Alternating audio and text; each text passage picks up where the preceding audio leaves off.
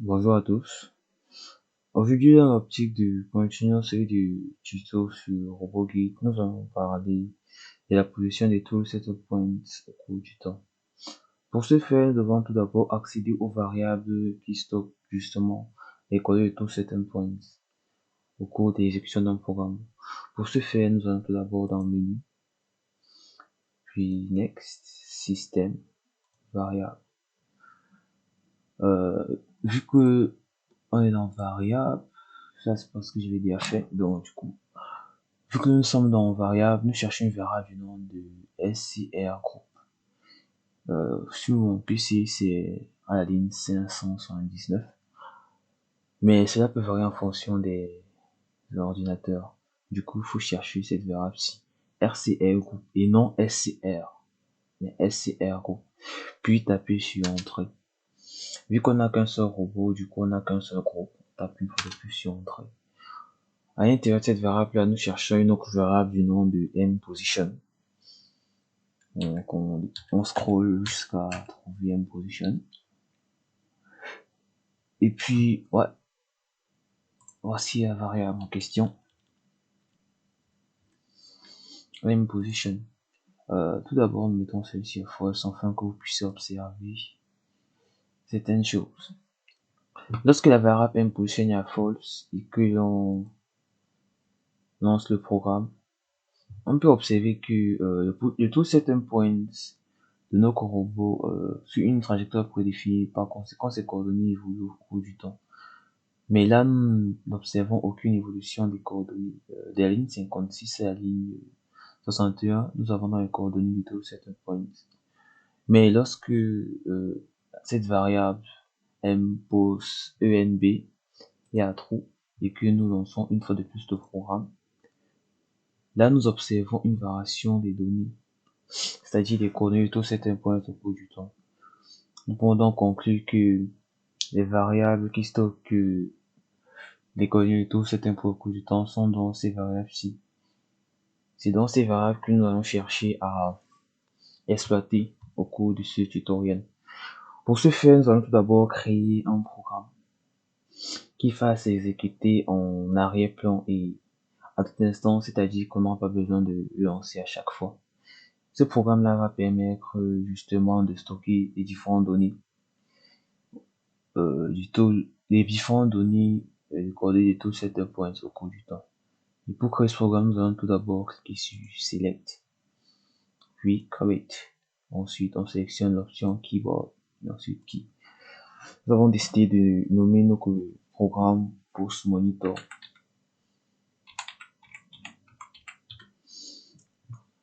Post Monitor, puis on tape sur Entrée. Non, il y a eu un petit bug là.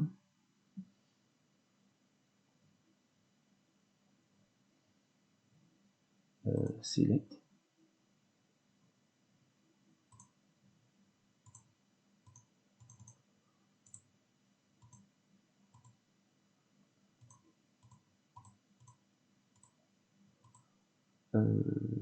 Détail. Au niveau de notre post monitor, au cours de sa création, il va falloir cliquer sur détail et ensuite aller au niveau de groupe masque. Afin que le programme puisse s'exécuter en parallèle, il faut remplacer ces 1 par une étoile en fait. Et puis le programme est créé. Il y en a à l'intérieur du programme. Afin de stocker ces différentes données, nous devons tout d'abord créer des registres qui vont stocker ces données-là. Nous allons dans Data. Ces registres sont définis par le nom de registre 1 en X, 2 en Y et 3 en Z. Ce sont des registres que j'ai préalablement définis.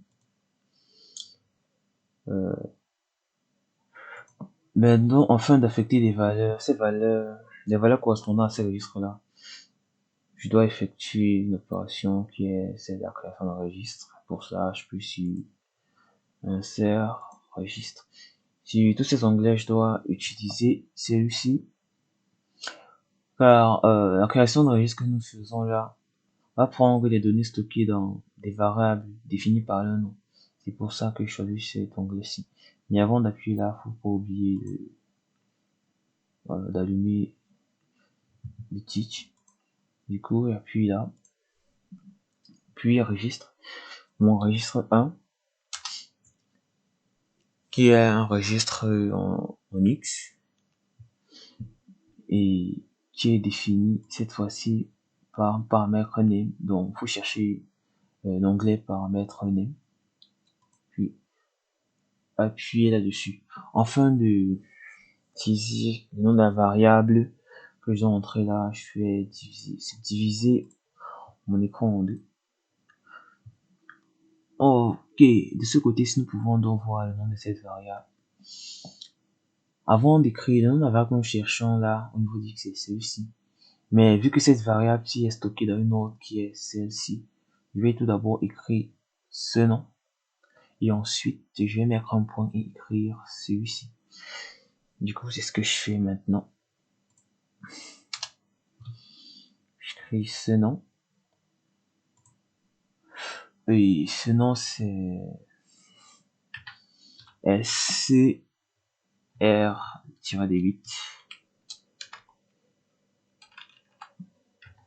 SCR-D8. Groupe. Puis j'ouvre les crochets, je ferme les crochets. Ensuite, je mets un point. Faut pas oublier le point, surtout. Afin de faire allusion avec la seconde variable qui est imbriquée dans cette première. Et maintenant, je vais écrire ce nom-ci. Donc,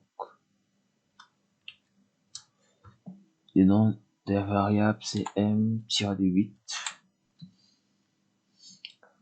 Position-d8 une fois de plus. UMB. Ah non, c'est pas celui-là, c'est...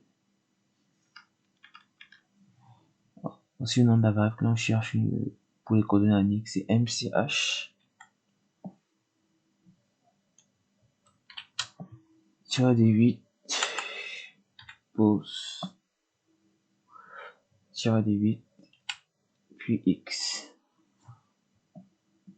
Et puis, je vais copier cette ligne-ci 3 fois afin d'avoir les coordonnées sur les 3 axes. Ou ça, puis c'est UN, EDCMD. Ensuite, tu copies, select, je sélectionne la ligne à copier. Et puis, je colle la ligne là. Chaque fois, pour avoir les coordonnées sur différents axes ici, je vais juste remplacer le registre. Cette fois-ci, je mets 2, puis ça sera automatiquement en Y. Et ici, je mets 3. Le registre en Z. Et je viens remplacer le nom, bien évidemment. Adapter le nom en fonction de ce que je souhaite avoir. Ici, je vais les coordonnées en Y, c'est-à-dire celui-ci. Je remplace juste X par Y. Et là, il remplace juste X par Z.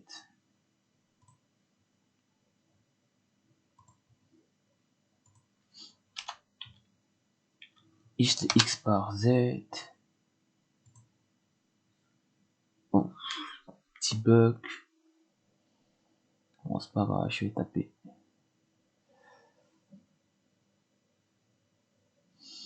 C'est pas grave, je vais qu'à taper ce qu'il y a.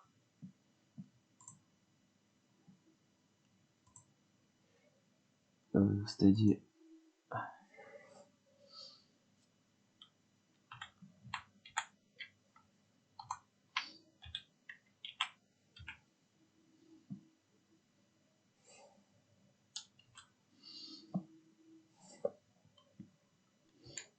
CH tiré 8. Oh, MCH tiré 8 pause tiré 8 et puis Z. Ouais. Et puis Z, là, je viens de créer mes registres. Afin que ce programme puisse s'exécuter en arrière-plan, je dois aller au niveau de menu, ensuite setup, puis je dois chercher BG logique, c'est-à-dire background logique. Et à ce niveau-ci, je dois insérer mon programme que je veux qui s'exécute en arrière-plan, qui est le programme qu'on vient de créer, post monitor, et je dois le lancer. On voit bien que l'onglet lancer s'est affiché. Vu que l'onglet lancer s'est affiché, ce que l'on va faire maintenant, c'est on retourne sur Edit. Ce que l'on va faire, c'est lancer notre programme.